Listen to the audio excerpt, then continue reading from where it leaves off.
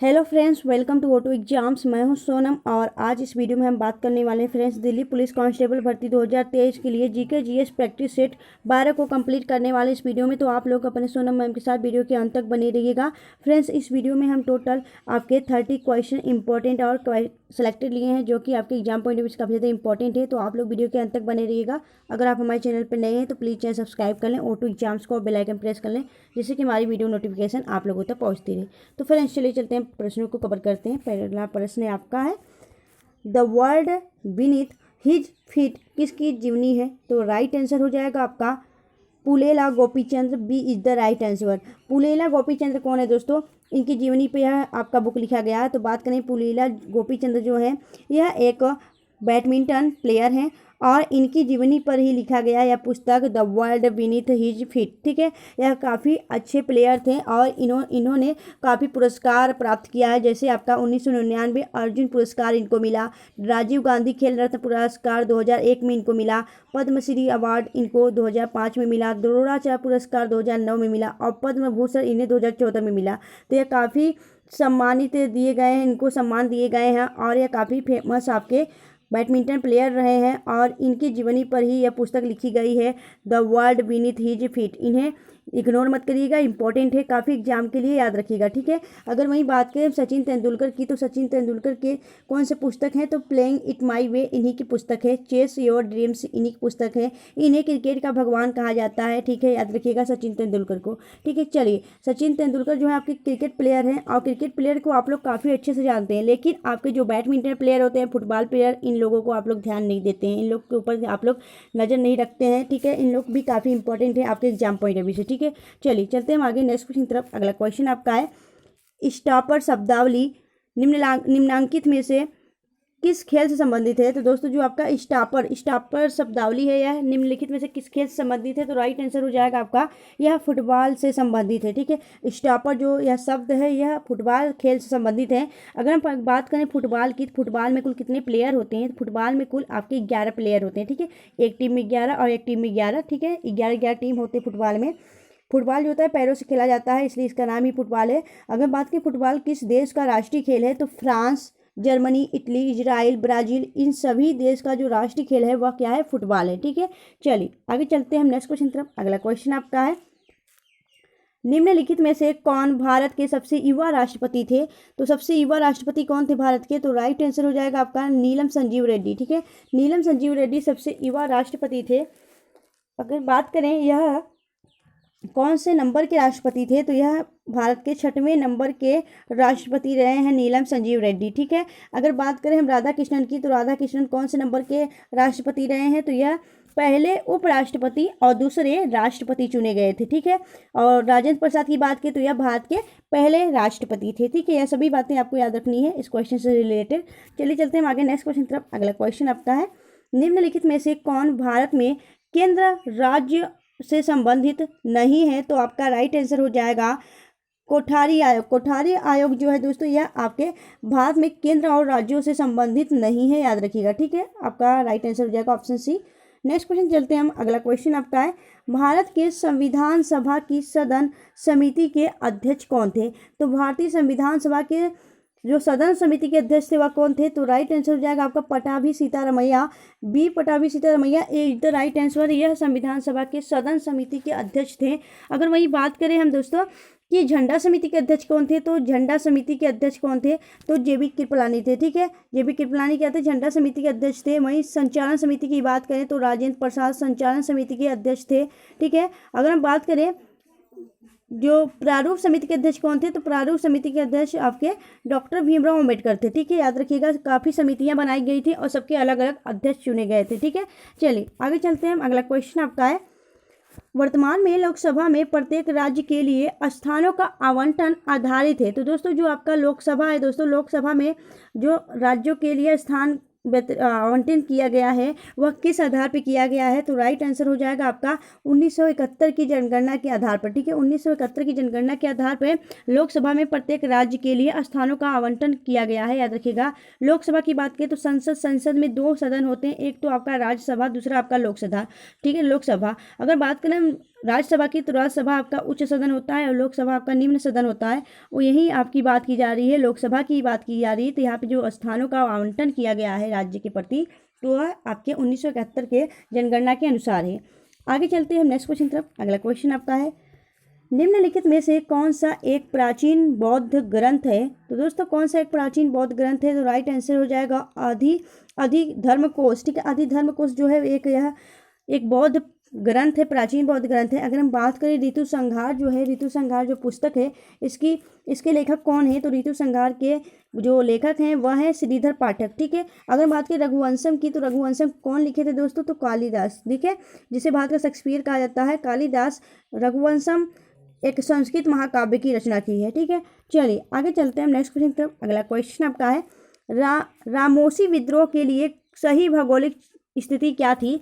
तो रामोसी विद्रोह आप लोग काफ़ी लोग नहीं जानते होंगे दोस्तों। रामोसी विद्रोह की बात करें तो यह आपके पश्चिमी घाट से संबंधित है। ठीक है, पश्चिमी घाट से आपका राइट आंसर हो जाएगा, पश्चिमी घाट से संबंधित है, D is the right answer. अगर बात करें रामोसी विद्रोह की, तो रामोसी विद्रोह पूना में 1922 में हुआ था। यह जो विवाद हुआ था दोस्तों, वह पूना के रामोसी जनजाति द्वारा अंग्रेजों के खिलाफ किया गया था, एक विद्रोह, याद रखिएगा। और यही आपका रामोसी विद्रोह है। ठीक है, चलिए आगे चलते हैं हम नेक्स्ट क्वेश्चन की तरफ। अगला क्वेश्चन आपका है, चीनी यात्री सोंग यून भारत कब आया था? तो दोस्तों जो आपका चीनी यात्री सोंग यून था वह भारत कब आया था? तो 1515 ईस्वी से 1520 ईस्वी तक यह आपके भारत में रहा। अगर हम बात करें यह भारत आया क्यों था, तो बात करें चीनी बौद्ध भिक्षु था। ठीक है, यह जो आपका सोंग यून था यह चीनी बौद्ध भिक्षु था, और चीनी बौद्ध भिक्षु सोंग यून 1515वीं ईस्वी में बौद्ध ग्रंथों की खोज में, ठीक है, बौद्ध ग्रंथों की खोज के लिए भारत ठीक आया था। और किस क्षेत्र में आया था दोस्तों भारत के?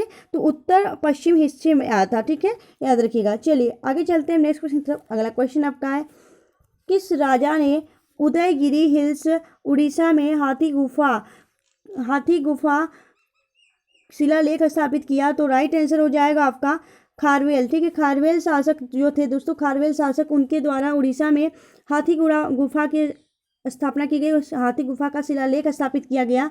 अगर बात करें जो यह खारवेल है दोस्तों, यह किस वंश से संबंधित थे? तो यह चेदी वंश के शासक थे। ठीक है, चेदी वंश के शासक थे खारवेल। ठीक है, अगर हम बात करें चेदी वंश का संस्थापक कौन था, तो चेदी वंश का संस्थापक महामेघवाहन था। ठीक है, महामेघवाहन चेदी वंश का संस्थापक था, याद रखिएगा। चलिए चलते हैं हम आगे नेक्स्ट क्वेश्चन तरफ। अगला क्वेश्चन आपका है, गोबी मरुस्थल निम्नलिखित में से किस महाद्वीप में स्थित है? तो जो आपका गोबी मरुस्थल है वह कहाँ पे स्थित है? तो यह स्थित है आपका एशिया महाद्वीप में, राइट आंसर हो जाएगा ऑफ एशिया। अगर बात की इसका लोकेशन कहाँ है दोस्तों, यह चीन और मंगोलिया में स्थित है, याद रखिएगा। गोबी मरुस्थल को ठंडा मरुस्थल भी कहा जाता है, याद रखिएगा, ठंडा मरुस्थल भी कहा जाता है। ठीक है, अगर हम बात करें कि अफ्रीका में क्या स्थित है, तो अफ्रीका की बात करें यहाँ पे कालाहारी मरुस्थल, याद रखिएगा, कालाहारी मरुस्थल, सहारा मरुस्थल भी स्थित है। ठीक है, चलिए आगे चलते हैं हम नेक्स्ट क्वेश्चन की तरफ। अगला क्वेश्चन आपका है, दक्षिण अमेरिका का सबसे बड़ा देश कौन सा है? तो दक्षिण अमेरिका का जो सबसे बड़ा देश है वह है ब्राज़ील, राइट आंसर हो जाएगा आपका ब्राज़ील। अगर हम बात करें ब्राज़ील की, तो ब्राज़ील की राजधानी क्या है? ब्राज़ील की राजधानी है ब्रासिलिया, और यहाँ की मुद्रा है ब्राज़ीलियाई रियाल। ठीक है, बात करेंगे ब्राज़ील के बारे में। ब्राज़ील को क्या कहा जाता है? ब्राज़ील में सबसे ज़्यादा कॉफ़ी उत्पादन होता है, और इसे कॉफ़ी का कटोरा भी कहा जाता है ब्राज़ील को, याद रखिएगा। ठीक है, इंपॉर्टेंट है। चलिए चलते हैं हम आगे नेक्स्ट क्वेश्चन तरफ। अगला क्वेश्चन आपका है, निम्नलिखित में से कौन सा राज्य भूटान के साथ अपनी सीमा साझा नहीं करता है? तो राइट आंसर हो जाएगा Meghalaya, C is the right answer. Meghalaya जो है वह भूटान के साथ अपनी सीमा साझा नहीं करता है। और अगर बात करें भारत के साथ कुल भूटान के साथ कितना स्थलीय सीमा साझा होता है, तो 699 किलोमीटर सीमा साझा होता है। अगर बात करें हम कि जो आपका भारत है, भारत का यह पड़ोसी देश है भूटान, भारत का जो पड़ोसी देश है भूटान, उससे भारत के कितने राज्य सीमा साझा करते हैं? तो कुल 4 राज्य सीमा साझा करते हैं। कौन कौन से? तो सिक्किम, पश्चिम बंगाल, असम और अरुणाचल प्रदेश। ठीक है, सिक्किम, अरुणाचल प्रदेश, असम और पश्चिम बंगाल कुल 4 राज्य सीमा साझा करते हैं, लेकिन मेघालय सीमा साझा नहीं करता है, तो आपका राइट आंसर हो जाएगा मेघालय। चलिए चलते हैं आगे नेक्स्ट क्वेश्चन की तरफ। अगला क्वेश्चन आपका है, किरू जल विद्युत परियोजना किस राज्य में स्थित है? किरू जल विद्युत परियोजना की बात करें तो यह आपके जम्मू एंड कश्मीर में स्थित है, किरू जल विद्युत परियोजना। ठीक है, नेक्स्ट क्वेश्चन चलते हैं। अगला क्वेश्चन आपका है, आरबीआई के पास कितने नोट छापने वाले मशीन हैं, ठीक है, नोट छापने वाले प्रेस हैं, तो आपका राइट आंसर हो जाएगा 2, ठीक है। अगर बात करें आरबीआई के पास कुल कितने हैं, वैसे तो 4 हैं, लेकिन 4 जो हैं दोस्तों, 4 में से जो 2 हैं, 2 किसके पास है, 2 केंद्र शासन मतलब केंद्र राज्य की जो केंद्र सरकार थी दोस्तों उसके अधीन है, और 2 जो है वह आरबीआई के अधीन है। तो यहाँ पे आपसे पूछा जा रहा है आरबीआई के पास कुल कितने प्रेस जो नोट छापने के प्रेस हैं वो कितने हैं, 2 हैं, ठीक है, और 2 आपके आरबीआई के पास है, तो कुल मिला के 4 है। अगर आपसे पूछे कि कुल कितने नोट छापने वाले प्रेस हैं तो 4 बताएंगे आप। यहाँ पे पूछा रहा आप जो आपके पास आरबीआई के पास है वह सिर्फ 2 ही है, याद रखिएगा।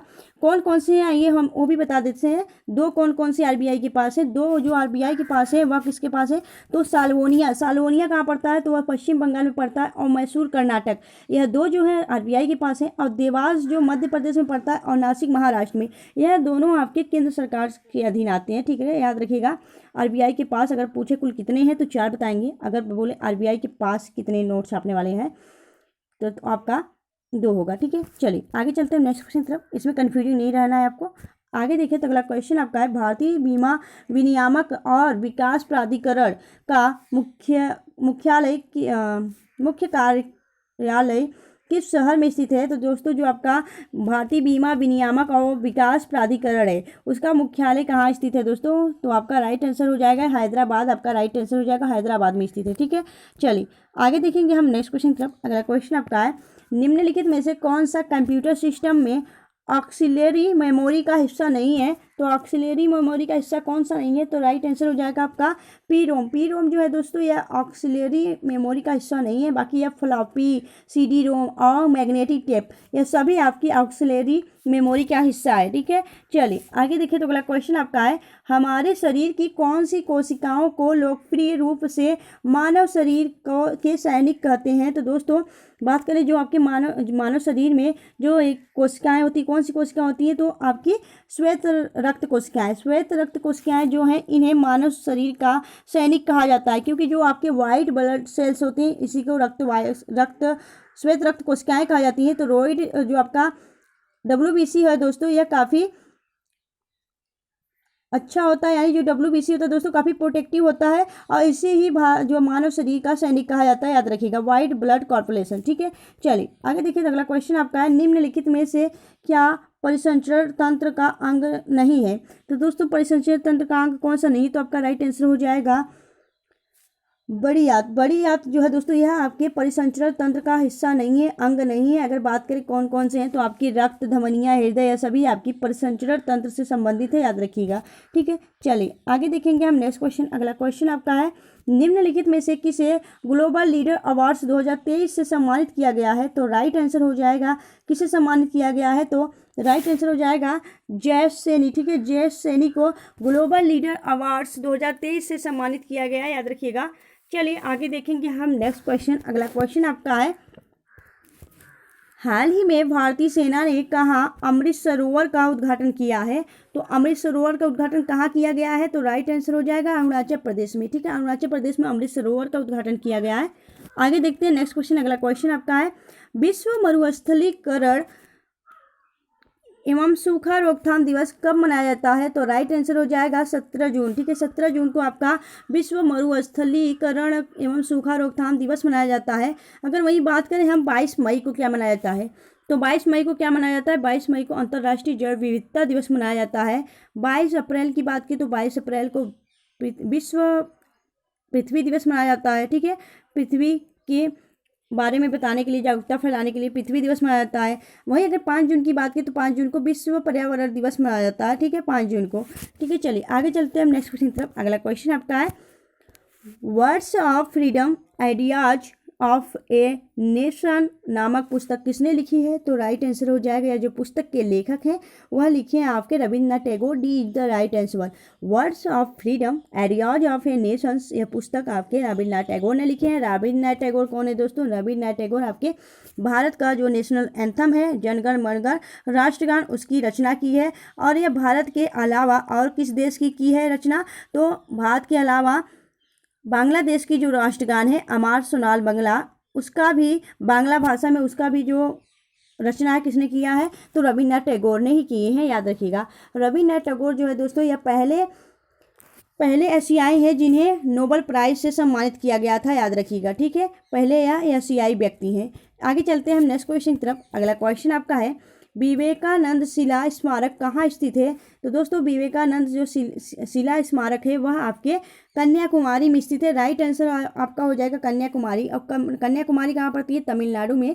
और अभी हाल ही में कन्याकुमारी के लौंग को क्या दिया गया है, तो कन्याकुमारी लौंग को और केले को, मीठी केले को, इन दोनों को जीआई टैग दिया गया है, ठीक है, याद रखिएगा। चलिए चलते हैं आगे नेक्स्ट क्वेश्चन की तरफ। अगला क्वेश्चन आपका है चेंसू किस राज्य का प्रसिद्ध व्यंजन है। तो चेंसू जो है दोस्तों यह आपके उत्तराखंड का प्रसिद्ध व्यंजन है। जैसे आपका बिहार का हो गया बाटी चोखा, उसी प्रकार चेंसू जो है वह उत्तराखंड का एक प्रसिद्ध व्यंजन है, ठीक है। चलिए आगे देखेंगे नेक्स्ट क्वेश्चन तरफ। अगला क्वेश्चन आपका है निकोबार द्वीप समूह की जनजातियाँ के दौरान डैश के दौरान परिवार के मुखिया की दिवंगत आत्मा को श्रद्धांजलि अर्पित करती हैं। तो दोस्तों आपका राइट आंसर हो जाएगा जो आपकी निकोबार द्वीप समूह की जनजातियां हैं दोस्तों, यह जो है वह आपकी कल्पतरु उत्सव, ठीक है, नहीं कल्पतरु उत्सव नहीं है, यहाँ पे ये वाला डी आपका राइट आंसर हो जाएगा आयुष्वरी उत्सव, ठीक है। आयुष्वरी उत्सव जनजातियां आयुष्वरी उत्सव मनाती हैं, ठीक है। कौन सी उत्सव मनाती है, तो आयुष्वरी उत्सव मनाती है। जो आपकी निकोबार की द्वीप समूह की जनजातियां हैं वह अगर किसी परिवार के व्यक्ति की मौत हो जाती है, ठीक है, मौत के दौरान, ठीक है, यहाँ पे मौत होगा, डैश जहाँ पे लिखा है वहाँ पे मौत होगा, तो जनजाति मौत के दौरान परिवार के मुखिया की दिवंगत आत्मा के लिए श्रद्धांजलि अर्पित करती हैं। कौन सा उत्सव मनाती हैं, तो आयुष्वरी उत्सव मनाकर इस दिवंगत आत्मा को श्रद्धांजलि देती है, ठीक है। चलिए आगे चलते हैं। अगला क्वेश्चन आपका है दिल्ली सल्तनत का सबसे बड़ा विस्तार किसके शासनकाल में देखा गया था। तो राइट आंसर हो जाएगा आपका मोहम्मद बिन तुगलक, ठीक है। मोहम्मद बिन तुगलक आपका राइट आंसर हो जाएगा। मोहम्मद बिन तुगलक के शासनकाल में, ठीक है, मोहम्मद बिन के तुगलक के शासनकाल में दिल्ली सल्तनत का सबसे बड़ा विस्तार देखने को मिला था, याद रखिएगा। अगर हम बात करें मोहम्मद बिन तुगलक की, तो तुगलक वंश का तुगलक वंश के शासक था यह मोहम्मद बिन तुगलक। और तुगलक वंश की स्थापना किसने की थी, तो गयासुद्दीन तुगलक ने की थी, ठीक है। चलिए आगे देखेंगे। अगला क्वेश्चन आपका है निम्नलिखित में से किसने महात्मा गांधी और शिव प्रसाद गुप्त के साथ मिलकर 1921 में वाराणसी में काशी विद्यापीठ की स्थापना की। तो दोस्तों आप सभी जानते हैं कि आपका जो BHU है काशी विद्यापीठ है, यह सभी आपके वाराणसी में स्थित है। तो यहाँ पे आपकी काशी विद्यापीठ की बात की जा रही है। तो निम्नलिखित में से किसने महात्मा गांधी और शिव प्रसाद गुप्त के साथ मिलकर 1921 में वाराणसी में काशी विद्यापीठ की स्थापना की थी। तो राइट आंसर हो जाएगा भगवान दास, ठीक है। महात्मा गांधी और शिव प्रसाद गुप्ता के साथ साथ आपके भगवान दास भी शामिल थे, ठीक है, याद रखिएगा। 1921 में काशी विद्यापीठ की स्थापना की गई थी वाराणसी में। आगे देखिए तो अगला क्वेश्चन आपका है निम्नलिखित में से किस मंदिर का निर्माण पल्लव वंश के शासकों द्वारा कराया गया था। तो राइट आंसर हो जाएगा कांचीपुरी कैलाश मंदिर। दोस्तों जो कांचीपुरी है आपका कांचीपुरम में कैलाश मंदिर है, उसका जो निर्माण है दोस्तों वह किसने करवाया था, तो जो उसका निर्माण है वह पल्लव वंश के शासकों द्वारा करवाया गया था, ठीक है। चलिए आगे चलते हैं हम नेक्स्ट क्वेश्चन तक। अगला क्वेश्चन आपका है मीराबाई कहाँ की राजपूत राजकुमारी थी। तो राइट आंसर हो जाएगा मेड़ता की, ठीक है, मेड़ता की यह राजकुमारी थी, याद रखिएगा। बात करेंगे हम अगर मीराबाई की, तो मीराबाई श्री कृष्ण भक्त कवयित्री मीराबाई थी, ठीक है। और यह जोधपुर राजस्थान की मेड़ता की राजकुल की राजकुमारी थी, ठीक है, याद रखिएगा। चलिए आगे चलते हैं। तो दोस्तों हमने टोटल इस वीडियो में 30 क्वेश्चन कंप्लीट कर लिए, जो कि आपके एग्जाम पॉइंट ऑफ व्यू से काफ़ी ज़्यादा इंपॉर्टेंट और हेल्पफुल है। तो आप लोग को वीडियो कैसी लगी आप हमें कमेंट कर जरूर बताएं। अगर आपको वीडियो अच्छी लगी हो, हेल्पफुल लगी हो और अपने सोनम मैम की कड़ी मेहनत अच्छी लगी तो प्लीज़ वीडियो को लाइक और चैनल को सब्सक्राइब जरूर कर दिया करिए फ्रेंड्स। इसमें थोड़ी ना आप सबके पैसे लगते हैं सब्सक्राइब करने में, तो आप लोग को सब्सक्राइब कर देना चाहिए, ठीक है। और इस वीडियो को ग्रुप में शेयर कर दिया करिए, जिससे कि और भी लोग जैसे आपके रिलेटिव और फ्रेंड्स या सभी इस वीडियो के साथ अपनी प्रिपरेशन कर सकें। तो फ्रेंड्स मिलेंगे आपसे नेक्स्ट वीडियो में ऐसी बेस्ट कंटेंट्स के साथ। तब तक के लिए bye bye and take care.